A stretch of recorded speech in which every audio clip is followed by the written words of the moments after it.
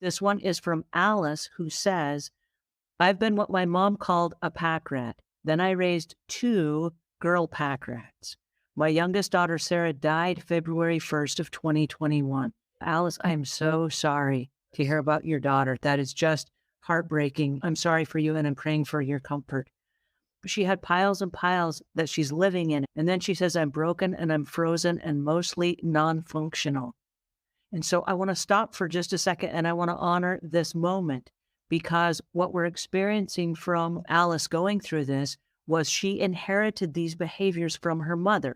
So she had these hoarding tendencies that she was given, kind of like, this is the world we live in. This is our normal way of living.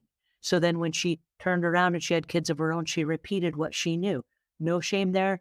You're not alone in doing that. That's very common in many families. And now to have the daughter who has passed on. So we're stuck with the stuff from the mother. We're stuck now with the stuff from the daughter. And I don't say stuck meaning it's a bad thing. I mean, now there's a lot of emotions that are tied up in that. Okay. And so there's this question. And the question is what Michelle just said about where you listen, guide, or help. But what happens if you are that person and you don't know how to listen, guide, or help yourself? What happens then? I am so sorry for your loss. This would be the same thing. Grief is complicated. It's ambiguous. And this is all grief. And grief roams the house and smothers you at night. And when you're trying to get something done, grief blurs your vision with tears. And it slams your head against the wall, drops you to the kitchen floor, puts its foot on your neck, and prevents you from breathing or seeing your future. That's what I think about grief.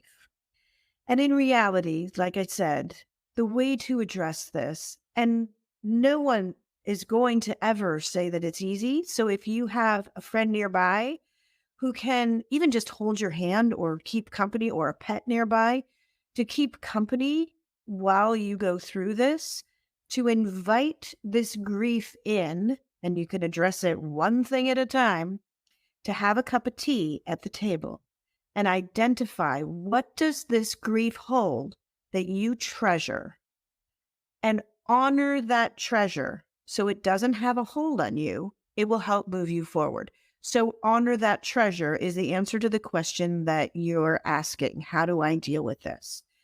It could be something extravagant, like raising money for the funds with a run every year to honor whatever the situation was. That's kind of a very big community deal. And it may not be your skill set.